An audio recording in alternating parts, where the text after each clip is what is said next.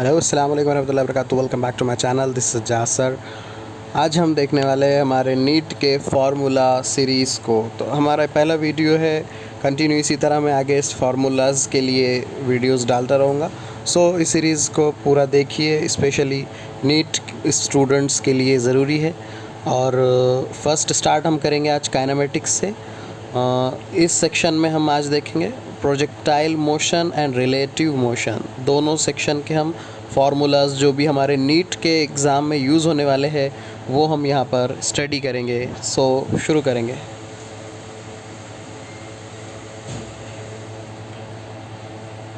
Projectile motion it's a constant acceleration motion. हम जानते हैं कि जो प्रोजेक्टाइल मोशन है वो एक कांस्टेंट एक्सेलरेशन मोशन है। जैसे कि एग्जाम्पल के तौर पे हम कोई स्टोन को थ्रो करते हैं या पत्थर को फेंकते हैं या बॉल को किक करते हैं, जैसा कि दिखाया जा रहा है। ये जो मोशन है, इस टाइप की मोशन, इसे हम बोलेंगे प्रोजेक्टाइल मोशन। याद रखिए। और प्रोजेक्टाइल मोशन जो है ये एक्चुअली पैराबोलिक इन शेप होती है। ये होती है पैराबोलिक इन शेप, पैराबोला के शेप में, यानी शलजमी होती है, जो कि आपको दिख रहा है। ये जो बॉल की हरकत है ये पैराबोलिक है और इसको हम पैराबोला के इक्वेशन की मदद से ले सकते हैं। तो फर्स्ट इक्वेशन आपको याद रखना है इसकी। वो इक्वेशन है हमारी y is equal to x tan theta plus g x square divided by 2u square cos square theta. ये इक्वेशन याद रखना है आपको, पैराबोलिक पाथ की, यानी कि डिस्प्लेसमेंट की इक्वेशन है ये, जो कि पैराबोलिक शेप का डिस्प्लेसमेंट है। इसके बाद याद रखिए time of flight.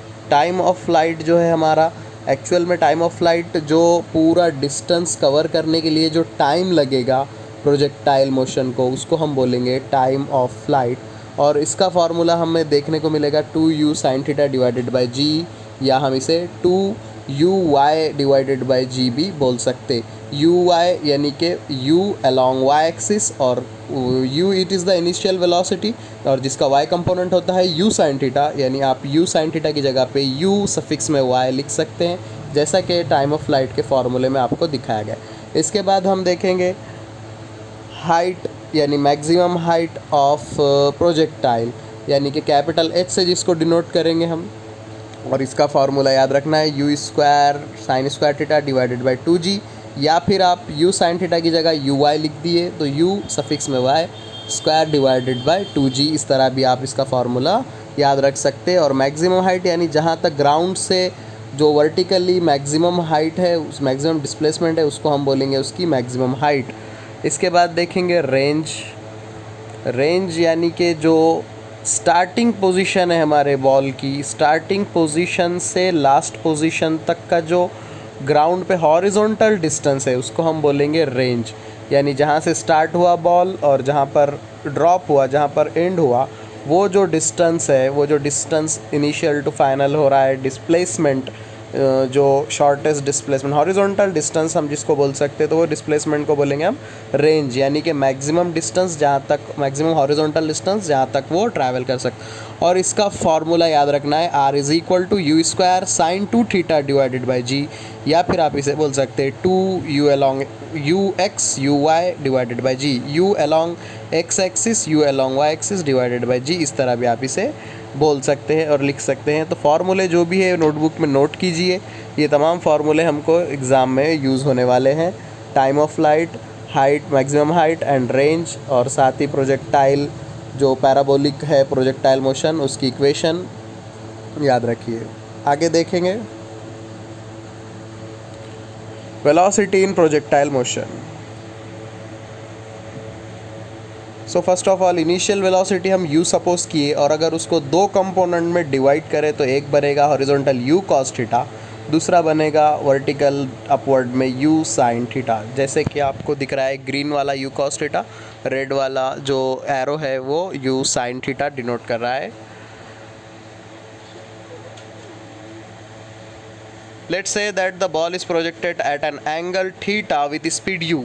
Its velocity can be broken into two component, u cos theta and u sin theta.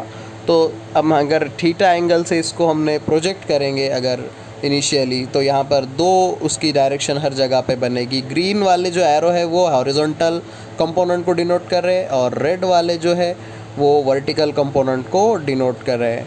तो आप देख सकते हैं यहाँ पर, notice that the velocity decrease in y direction because of acceleration due to gravity while the velocity in x direction remains constant। तो यहाँ पर हमको एक बात देखने मिलेगी कि x डायरेक्शन की जो वेलोसिटी है वो हमेशा कांस्टेंट है, x डायरेक्शन की वेलोसिटी में कोई चेंजेस नहीं हो रहे हैं, जबकि y डायरेक्शन में यानी वर्टिकल y एक्सिस के अलॉन्ग में जो डायरेक्शन में वेलोसिटी है वो ही चेंज हो रही है। जैसे कि इनिशियली जैसे बॉल ऊपर जा रहा है तो वो वेलोसिटी कम कम हो रही है, आप देख सकते, और फिर जो आपको अभी निशान बता रहा है हैंड से, वहाँ पर हो जा रही है वो ज़ीरो। फिर रिटर्न जब वापस आ रहा है तो वो फिर डिक्रीज़ होने से फिर ज़ीरो होकर फिर इंक्रीज़ होना स्टार्ट हो रही है। तो जैसा आप देख सकते, तो सिर्फ़ और सिर्फ y कंपोनेंट पे डिपेंड है हमारा प्रोजेक्टाइल मोशन। x कंपोनेंट की जो u cos थीटा वेलोसिटी है वो हमेशा कांस्टेंट रहेगी। y जो डायरेक्शन है यानी y कंपोनेंट है u sin थीटा वो हमेशा चेंज होता रहेगा। इनिशियली वो डिक्रीज़ होगा, फिर ज़ीरो होने के बाद वापस इंक्रीज़ होना शुरू हो जाएगा। जैसे कि हमने फ्री फॉल में देखा था, जैसे बॉल को हम ऊपर थ्रो करते हैं वेलोसिटी डिक्रीज़ होती, ज़ीरो होती, फिर रिवर्स डायरेक्शन में नीचे की जानिब जब आता है तो फिर से इंक्रीज़ होना स्टार्ट होती। सेम वैसे ही यहाँ पर भी हम देखेंगे। As the top most point the velocity in y direction becomes zero, only x direction velocity remains same. तो यहाँ पर हमको ये देखने मिलेगा हर पॉइंट पर। Finally the ball will hit the ground with same speed in both axes but opposite direction in y axes. Finally जो है लास्ट में जो ग्राउंड से स्टार्ट हुआ वहाँ पर ही वापस आ जाएगा, बट y वेलोसिटी की डायरेक्शन चेंज होगी, x डायरेक्शन में कोई चेंज वेलोसिटी के नहीं होगा। सो फर्स्ट अपवर्ड में गया वो, बाद में डाउनवर्ड में आ गया, y डायरेक्शन की वेलोसिटी चेंज हुई यहाँ पर। सो आगे देखेंगे। Role of angle theta and projectile, same range if alpha is equal to theta and beta is equal to 90 minus theta. Let's see what happen when you change the angle of projectile without changing the initial speed। तो अगर हम initial speed को same रखते हुए अलग अलग angle change करते हैं तो हम यहाँ पर अब देखेंगे कि डिफरेंट एंगल से प्रोजेक्टाइल मोशन पे क्या इफ़ेक्ट होता है। देखिए, if you keep decreasing the angle of projectile the range of projectile increase at first, the range is maximum at 45 degree but then starts decreasing। Please notice that the range will increase and then decrease, hence the value of range is changes with different angle। तो हम यहाँ पर बोल सकते हैं कि initially हमारा जो बॉल है, बॉल जो हमारा स्टार्टिंग में हमने देखे, तो अगर हम ज़ीरो एंगल से अगर उसको मूव करते हैं और 90 डिग्री तक हम चेंज करते हैं तो यहाँ पर हमको चेंजेस देखने को मिलेंगे। हाँ, तो स्टार्टिंग में जब हम एंगल को कम रखते हैं तो वो वहाँ पर ड्रॉप जल्दी हो जाता है, यानी कि रेंज कम ज़ाहिर होती है, और जैसे जैसे हम एंगल को इंक्रीज़ करते हैं रेंज में भी इजाफा होता है, यानी कि रेंज आल्सो इंक्रीजेस। 45 डिग्री पे जो है सबसे ज़्यादा मैक्सिमम रेंज पे बॉल थ्रो होता है, फिर और 45 से मज़ीद इंक्रीज़ करने पर, फर्दर इंक्रीज़ करने पर वो डिक्रीज़ होना शुरू हो जाती है। तो रेंज याद रखिए 45 डिग्री पर मैक्सिमम होती है, और फिर उसके अलावा दीगर 45 से कम रखेंगे तो भी डिक्रीज़ होगा, 45 से ज़्यादा करेंगे तब भी डिक्रीज़ ही होगा। रेंज 1 यहाँ पर हम देखेंगे कैलकुलेशन में। तो फर्स्ट जो हम देखेंगे फार्मूला रेंज का, u square sine theta divided by g, और R2 इज़ इक्वल टू, अगर हम कुछ एंगल चेंज लेते हैं, u स्क्वायर साइन 2 थीटा के प्लेस में हम कुछ एंगल चेंज करके लेते हैं, जनरल साइन 2 थीटा के प्लेस में हम ले लिए 90 minus theta, some angle suppose कर लिए। So it becomes u square sine 180 minus 2 theta, u square sine 2 theta divided by g, यानी फार्मूला रिमेन्स सेम रहेगा हमारा। u square sine square theta by g, अगर हम हाइट के लिए formula देखेंगे तो h1 के लिए फर्स्ट हाइट सेकंड भी सेम वही रहेगा, और हाइट के लिए फार्मूला देखेंगे हम u square sine square theta by g, और H2 देखेंगे तो u square sine square 90 minus theta by g. 90 minus theta को हम लिख सकते cos theta, so it becomes u square cos square theta divided by g. Time हम check करेंगे कि क्या चेंज होगा अगर डिफरेंट एंगल करेंगे, तो टाइम डिफरेंट रहेगा दो अलग अलग एंगल के लिए। T1 2u sine theta divided by g, और T2 यानी कि सम अदर एंगल के लिए हम अगर देखेंगे तो ये हो जाएगा 2u sine 90 minus theta divided by g. Sine 90 minus theta is equal to cos theta 2u cos theta divided by g. यानी कि रेंज जो है हमारी वो 45 डिग्री पे कांस्टेंट रहेगी। वहाँ पर रेंज हम जो देखेंगे, सो हम इसको बोल सकते हैं if we calculate the range is taking same value of initial speed but different angle, the range come out to be same at complementary angles. तो कॉम्प्लीमेंट्री एंगल के लिए रेंज हमको सही मिलेगी। जैसे कि 40 डिग्री पे जितना आएगा 50 पे भी उतना आएगा। कॉम्प्लीमेंट्री एंगल मीन्स किसको बोलेंगे हम, जैसे कि दोनों का सम 90 होता है, उन एंगल को हम बोलते हैं कॉम्प्लीमेंट्री एंगल। तो याद रखिए 40 पे जितना 50 पे भी उतना, 30 पे जितना 60 पे भी उतना। तो ये एक बात हमको याद रखना है रेंज के लिहाज से। और 45 पे मैक्सिमम रहेगा। बट हाइट के लिए मामला अलग है। हाइट के लिए जो है हमारे पास while the range of both is same the height of both projectile is different. अगर हमारे पास रेंज सेम भी रहेगी तो हाइट वहाँ पर डिफरेंट रहेगी, क्योंकि वहाँ पर एंगल चेंज हो रहा है। साइन 2 थीटा होने की वजह से रेंज के जो फॉर्मूले में साइन 2 थीटा है वो 2 होने की वजह से वहाँ पर एंगल में चेंज नहीं हो रहा, साइन का साइन ही रह रहा। लेकिन रिमेनिंग जो फार्मूलाज है आप देखेंगे सिर्फ साइन 90 माइनस थीटा से कॉज हो जा रहा।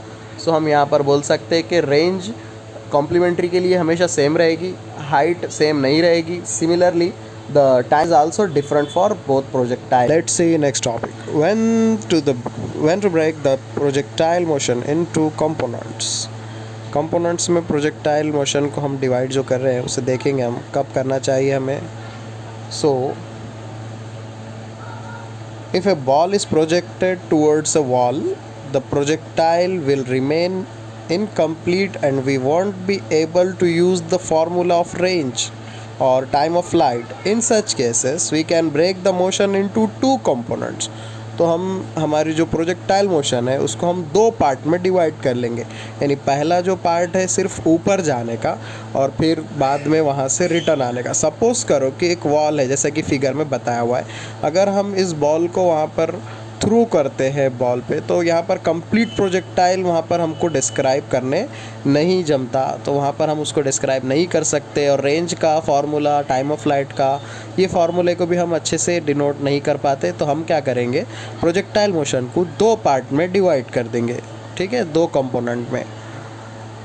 x direction, let's take about x direction first. Initial velocity in x direction is u cos theta while acceleration in x direction is 0.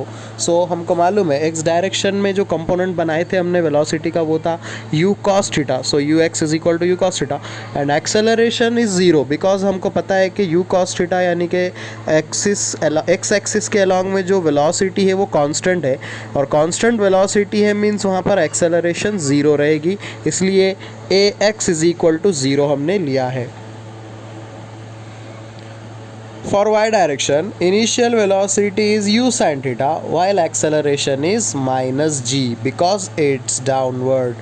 So y direction के लिए हमको पता है कंपोनेंट बना था y is equal to u sin theta और acceleration जो रहेगा y डायरेक्शन के लिए माइनस जी लेंगे बिकॉज हमको पता है ये अपवर्ड जा रहा और हमारी जो ग्रेविटी है, एक्सेलरेशन ड्यू टू ग्रेविटी की डायरेक्शन है वो टुवर्ड्स द ग्राउंड यानी कि अर्थ के सेंटर की तरफ डाउनवर्ड है। तो अपोजिट डायरेक्शन होने की वजह से बॉल ऊपर जा रहा है इसलिए और ग्रेविटी नीचे है, इसलिए हम क्या करेंगे, माइनस सिंबल यूज़ करेंगे। So acceleration along y axis is minus g in this first component यानी इस फर्स्ट सेक्शन में।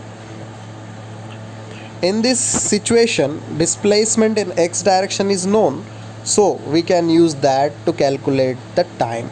So हमको displacement मालूम है यहाँ पर अभी फ़िलहाल, यानी sx is equal to ut plus half at square।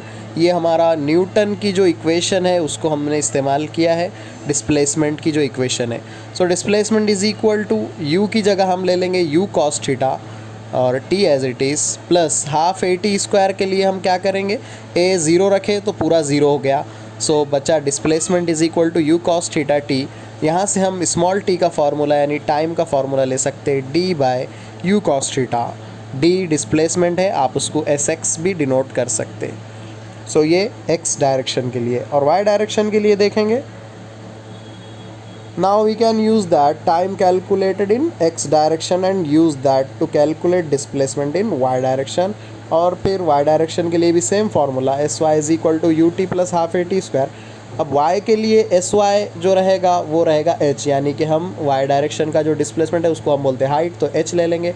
u जो रहेगा y डायरेक्शन का उसके लिए ले लिया हमने u sine theta, t as it is, और plus half a t square को हम ले लेंगे हाफ, ए की जगह माइनस जी रखे सो वो बन जाएगा minus half g t square. So यहाँ पर हम वाई डायरेक्शन की वैल्यूज़ रखे और एक्स डायरेक्शन की वैल्यूज़ डिस्प्लेसमेंट में रखे। सो टाइम यहाँ पर हमको पता चला और वाई डायरेक्शन से हमको हर रेंज यानी कि मैक्सिमम हाइट के लिए फार्मूला मालूम हुआ।